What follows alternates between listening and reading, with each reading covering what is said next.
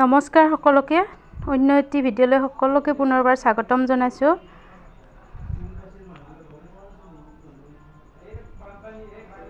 আৰু আজি কেঁচা কঁঠালৰ তৰকাৰী এখন বনাব লৈছোঁ। আৰু সকলোৱে বনাব জনা তৰকাৰীয়ে হয়, কিন্তু মই বনোৱা পদ্ধতিটো আপোনালোকৰ ওচৰত শ্বেয়াৰ কৰিলোঁ।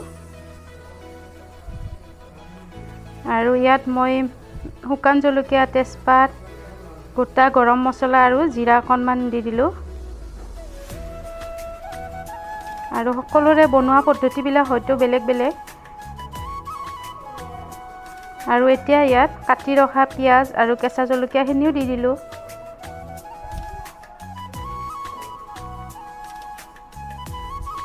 আৰু আদা নহৰু বটা অকণমান দিলোঁ।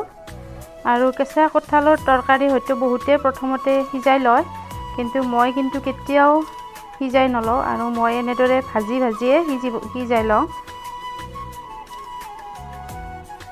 আৰু ইয়াত মই অকণমান ৰঙালাও, আলু আৰু বিলাহী তেনেদৰে কাটি দিছোঁ। আৰু একেলগে দি দিলোঁ বস্তুখিনি, একেলগে যাতে মিক্স হৈ যায়। আৰু এতিয়া ব্ৰইলাৰ মাংস যেনেদৰে ভাজোঁ কম জুইতে, তেনেদৰে অকণমানকৈ ভাজি থাকিম। আৰু এতিয়া ইয়াত সোৱাদ অনুযায়ী নিমখ হালধিখিনিও দি দিলোঁ।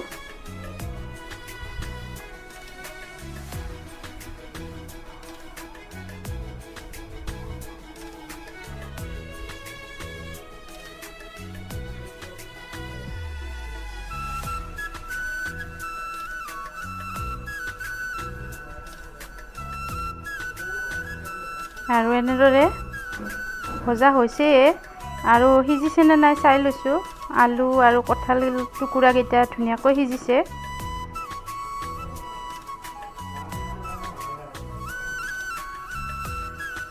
আৰু এতিয়া ইয়াত মই গুড়া মছলাখিনি ল'লোঁ। আৰু গুড়া মছলা ইয়াত জিৰাৰ গুড়া, জলকীয়াৰ গুড়া, অকণমান ধনিয়াৰ গুড়া,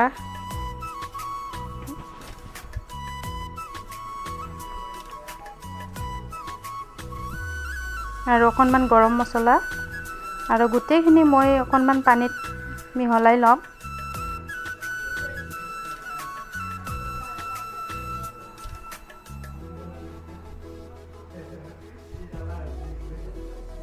আৰু এতিয়া ইয়াত মছলাখিনি ঢালি দিলোঁ। আৰু মছলাখিনি দিয়াৰ পিছত আকৌ অকণমান সময় মই কঁঠালখিনি লাৰি থাকিম।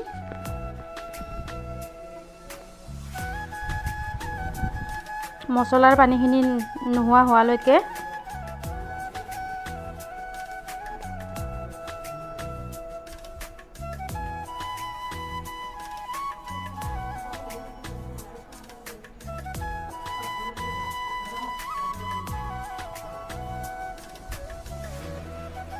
আৰু এনেদৰে ভাজি থাকোঁতে প্ৰায় 80% মান সিজি গৈছে। আৰু এতিয়া ইয়াত গৰম পানী ঢালি দিম।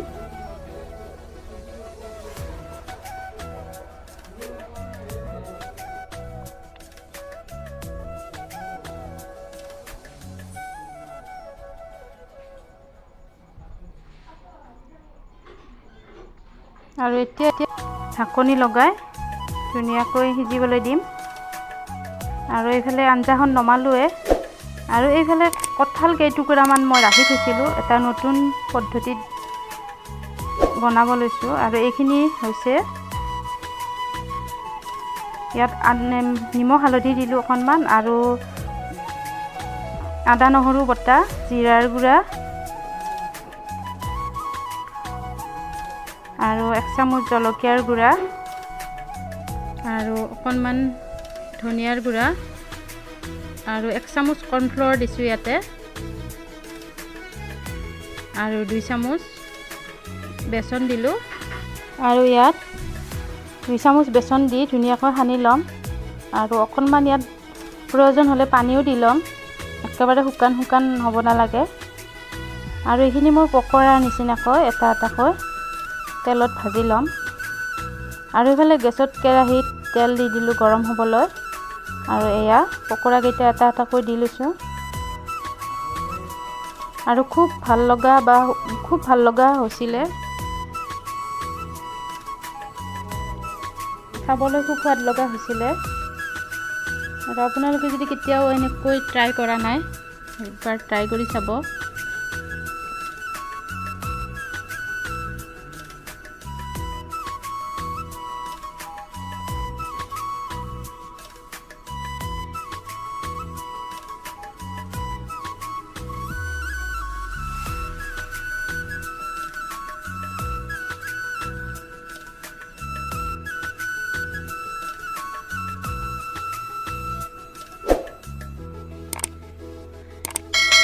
আৰু এইফালে কঁঠালৰ চব্জিও হৈ গৈছে আৰু এয়া পকোৰা কেইটা আৰু খুব ধুনীয়া মচমচীয়া হৈছিলে।